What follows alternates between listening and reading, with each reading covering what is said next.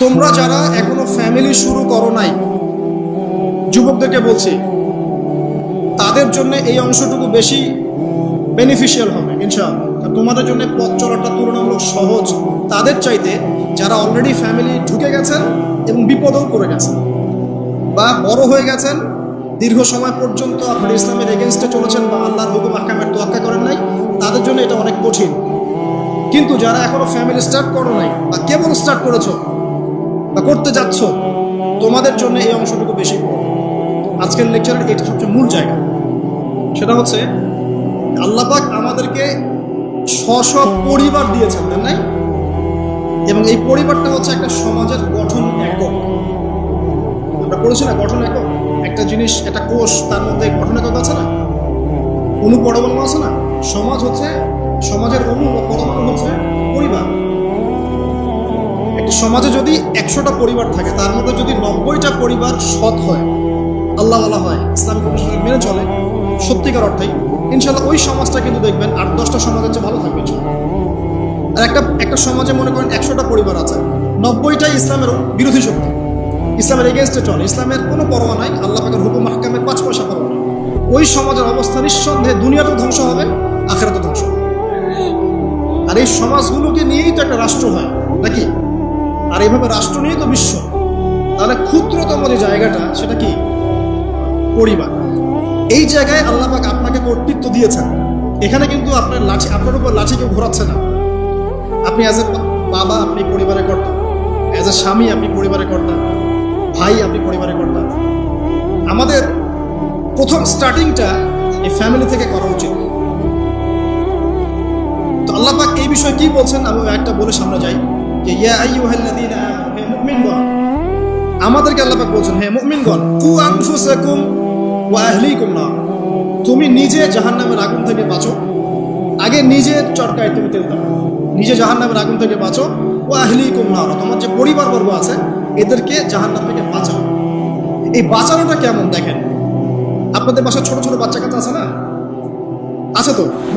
একটা বাচ্চা যদি আগুন ধরতে যায়, ধরেন ও বোঝে না যে আগুন কেমন হবে, ছোট বাচ্চা, আল্লাহ না করুন, সে ধরেন একটা কয়েল ধরতে যাচ্ছে, কয়লা ধরতে যাচ্ছে, হ্যাঁ, আগুন হাত দিতে যাচ্ছে, তো আপনি কি করবেন? আপনি তাকে সেভ করার চেষ্টা করবেন। সে যদি বলে না আমাকে ছেড়ে দাও, আমি ধরবই, আপনি প্রয়োজনে একটা থাপ্পড় দিয়ে হলে সরাবেন, তাই না? এটা হচ্ছে বাঁচানো। আপনি আপনার শিশুটাকে এই যে হাতে আগুন নেওয়া থেকে বাঁচালেন। আল্লাহ পাক এটা বলছেন, নিজে বাঁচো, পরিবার বর্গকেও বাঁচাও। পরিবার বর্গ যদি শুনতে না চায়, না আমি জেনা করবো, না আমি গান শুনবো, না আমি মদ খাবই, হ্যাঁ, না আমি এইটা করবো, এটা করবো, যদি আপনি বুঝে থাকেন যে আপনার কথাটা হক, শাসন করে হলেও তো তাকে বারণ করতে হবে। এখানে আল্লাহ পাকের নসিহত হচ্ছে, তোমরা নিজেরা জাহান্নামের আগুন থেকে বাঁচো, পরিবার বর্গকে বাঁচাও। কোন জাহান্নাম থেকে বাঁচবে? আলাইহা মালাইকাতুন গিলাযুন শিদাদ, যেই জাহান্নামে কঠিন কঠিন মনের ফেরেশতারা আছে, পাষাণ মনের ফেরেশতা। আল্লাহ পাক তাদের মনের মধ্যে কোনো দয়া মায়া দেন না। আমাদের মনে দয়া মায়া আছে না? এই দয়া মায়াও আল্লাহ পাক তাদেরকে দেন না। শুধু আযাব দেওয়ার মতো শক্তি, সামর্থ্য এবং কঠিন একটা মন দিয়েছে। অন্য সূরায় আছে তাদের সংখ্যা 19 জন। কতজন? 19 জন, মানে তারা দায়িত্বশীল। বাকি আরো যে কত হাজার লক্ষ কোটি আছে আল্লাহ পাক আলাইহা 19 আল্লাহ পাক বলেছেন। তো আলাইহা মালাইকাতুন গিলাযুন শিদাদ লা ইয়াসুনাল্লাহ মা আমারহুম ওয়া ইয়াফআলুনা মা ইউমারুন। আল্লাহ পাক ওই ফেরেশতাদেরকে যে আদেশ করেন সেই আদেশ পালনে তারা বিন্দু মাত্র গাফিলতি করে না। এই সব ফেরেশতা থেকে যারা জাহান্নামের প্রহরী, এই জাহান্নাম থেকে তুমি নিজে বাঁচো, তোমার পরিবারকে বাঁচো। তোমরা যারা এখনো ফ্যামিলি শুরু করো নাই, যুবকদেরকে বলছি, তাদের জন্য এই অংশটুকু বেশি বেনিফিশিয়াল হবে ইনশাআল্লাহ। তোমাদের জন্য পথ চলাটা তুলনামূলক সহজ তাদের চাইতে যারা অলরেডি ফ্যামিলি ঢুকে গেছেন এবং বিপদও করে গেছেন, বা বড় হয়ে গেছেন, দীর্ঘ সময় পর্যন্ত আপনার ইসলামের এগেনস্টে চলেছেন বা আল্লাহর হুকুম আহকামের তোয়াক্কা করেন নাই, তাদের জন্য এটা অনেক কঠিন। কিন্তু যারা এখনো ফ্যামিলি স্টার্ট করো নাই বা কেবল স্টার্ট করেছো বা করতে যাচ্ছ, তোমাদের জন্য এই অংশটুকু বেশি বড়। আল্লাহ পাক এখানে একটা মূলনীতি দিয়ে দিলেন, নিজে বাঁচতে হবে, পরিবারকে বাঁচাতে হবে। আর আমি আগেই বললাম, পরিবার বাঁচলে সমাজ বাঁচবে, সমাজ বাঁচলে রাষ্ট্র বাঁচবে। আসেন প্রথমে আমরা দেখি যে কোরআন কি বলছে। আদম এবং হাওয়া আলাইহিস সালাম, মনে আছে? তাদের দুইজনকে আল্লাহ পাক পৃথিবীতে নামিয়ে দিয়েছেন না? যে ভুলটা তারা করেছেন, সেই ভুলের ফল তারা দুইজনের সমানভাবে শেয়ার করে নিয়েছেন না? বুঝতে পারছেন? আল্লাহর সীমা লঙ্ঘন করার পরে তাদেরকে যে আল্লাহ পাক নামিয়ে দিলেন পৃথিবীতে, এখন এই যে লম্বা সময় তাদেরকে পৃথিবীতে থাকতে হবে, পৃথিবীর এইসব ভোগান্তি পোহাতে হবে, হ্যাঁ, জান্নাতের সেই নাজ নেয়ামত থাকছে না, এই যে কষ্টের পথ চলা, এই পথ চলাতে কি স্বামী স্ত্রী একসাথে না? এভাবে যদি পরিবারের স্বামী এবং স্ত্রীরা তাদের জীবনের উদ্দেশ্যটা ফিক্স করতে পারে এবং সমস্ত বাধা বিপত্তিকে হাসি মুখে একসাথে ডিঙাতে পারে, পরিবারে শান্তি আছে। যদি না পারে তাহলে বুঝবেন যে সে আদর্শ স্বামী ছিল না, অথবা সে আদর্শ স্ত্রী ছিল না। এখান থেকে শিক্ষা হচ্ছে দুইজনের জীবনের উদ্দেশ্য একই রকম হতে হবে, দুইজনের লাইফের মিশন সেম হতে হবে, তখন আপনি পরিবারের শান্তি পাবেন। যদি না হয় তাহলে আপনি বিয়ের মধ্যে ভুল করেছেন। অতএব এই জায়গায় নসিহতটা প্রথম না। তারপরে চলে আসেন নূহ আলাইহিস সালাম, মনে আছে না? তার একজন ছেলে ছিল, সে কি মুমিন ছিল? করেন নাই? সে কিন্তু মুমিন ছিল না, সে অস্বীকারী ছিল। আর নূহ আলাইহিস সালামের স্ত্রী, সে কি মুসলিম ছিল? চিন্তা করতে পারেন, একজন নবীর স্ত্রী মুসলিম নন, একজন নবীর ছেলে, তিনি আল্লাহর আদেশের পরোয়া করছেন না। আল্লাহ বলছেন লাইসা মিন আহলিক, এই ছেলে তোমার পরিবারের কেউ না। নূহ আলাইহিস সালাম বলছেন, হে আল্লাহ, সে আমার পরিবারের একজন, তাকে ক্ষমা করে দাও। আল্লাহ বলছেন লাইসা মিন আহলিক, সে তোমার পরিবারের কেউ না। নবী পরিবারের সদস্য হওয়া সত্ত্বেও লূত আলাইহিস সালামের স্ত্রী, সে কি জান্নাতি না জাহান্নামী?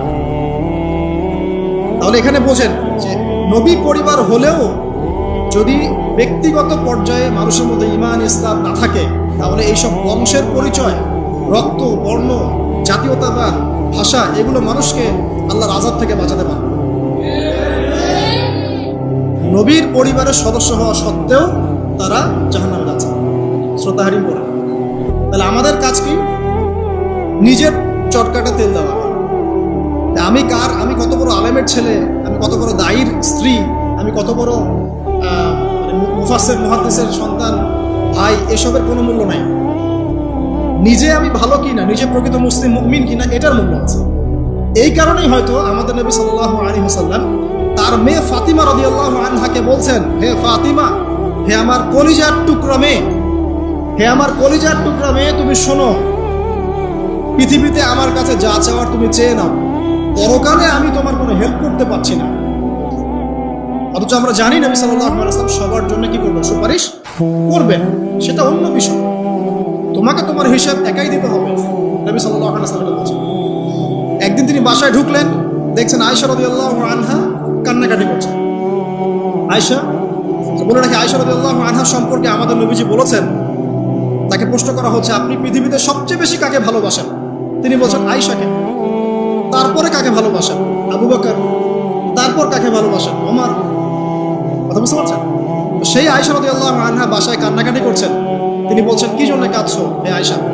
আয়েশা রাদিয়াল্লাহু আনহা বলছেন, জাহান্নামের আযাবের ভয়ে আমি কাঁদছি। কি হবে ইয়া রাসূলুল্লাহ আমাদের শেষ?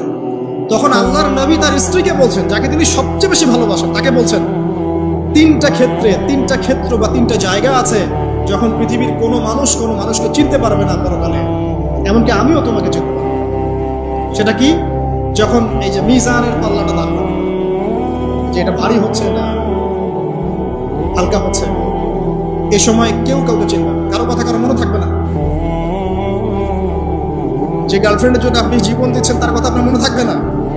যে স্ত্রী সন্তানের জন্য আপনি সারা জীবন দুর্নীতি করে গেলেন, তার কথা আপনার মনে থাকবে না। এমনকি যে স্ত্রীর কাছে আপনি অনেক প্রেমময় স্বামী, সেও আপনার কথা মনে রাখবে না যখন মিজানের পাল্লাটা উঠবে। দুই, যখন আমল নামা ছুড়ে দেওয়া হবে, আমল নামা এভাবে উন্মুক্ত করে ছুড়ে দেওয়া হবে, ইকরা কিতাবাক, তুমি আজকে তোমার কিতাব পড়ো, ওয়া কাফা বিনাফসিকা আল-ইয়াওমা আলাইকা হাসিবা, আজকে তুমি নিজেই তোমার নফসের হিসাব নেওয়ার জন্য যথেষ্ট। এই সময় আয়েশা, আমি তোমার কথা মনে রাখতে পারবো। একটা হচ্ছে যখন মানুষ পুল সিরাত পার হবে, তখন কেউ কারো কথা মনে রাখবে না। এখান থেকে শিক্ষা কি? নূহ আলাইহিস সালামের পরিবারের সদস্য হয়েও তারা আল্লাহর আনুগত্য না করার কারণে জাহান্নামে যাচ্ছে। লূত আলাইহিস সালামের পরিবারের সদস্য হয়েও ঈমান না আনার কারণে তারা কি করছেন? জাহান্নামে যাচ্ছেন। আমাদের শিক্ষা হচ্ছে আমাদের পরিবারগুলোর যে আমাদের এই বংশ, আমাদের এই যে টাকা পয়সা, স্ট্যাটাস, রং, হ্যাঁ, বাড়ি গাড়ি, পলিটিক্যাল পথ, কোনো কিছুই আমাদেরকে আল্লাহর আযাব থেকে বাঁচাতে পারবে না যদি আমরা প্রকৃত মুসলিম মুমিন না হতে পারি। পরিবারের সদস্যদেরকে আল্লাহ পাক ঈমানদার হওয়ার তৌফিক এনায়েত করুন। এবার আসেন সামনে, আরো সামনে যান। দেখেন ওই যে ইব্রাহিম আলাইহিস সালাম, দেখেছেন? মনে আছে? বাবা হচ্ছে ওই সমাজের সবচেয়ে বড় লিডারের ডান হাত, নমরুদের ডান হাত।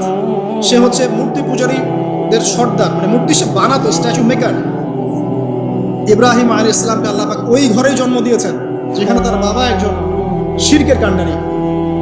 ইব্রাহিম আলাইহিস সালাম তাকে বোঝানোর চেষ্টা করলেন, বাবা এটা শিরক, এটা শয়তানের কাজ, এখান থেকে ফিরে আসো, আমি তোমার জন্য আল্লাহর কাছে দোয়া করবো ইত্যাদি। বাবা তার কথা শুনলো না। তবে এমন না যে তিনি শুধু একবার বলেছেন, তিনি হয়তো বলতেই ছিলেন, একদিন দুই দিন না, কিন্তু বলতেই আছে। এক পর্যায়ে বাবা তাকে বের করে দিলেন বাসা থেকে, ফাহজুরহুম। এরকম করে ইব্রাহিম আলাইহিস সালামকে বের করে দেওয়া। কিন্তু তিনি বললেন, সালামুন আলাইকুম, বাবা আপনার উপর শান্তি বর্ষিত হোক, আমার আব্বা আপনার প্রতি শান্তি বর্ষিত হোক, আমি আল্লাহর কাছে আপনার জন্য দোয়া করব।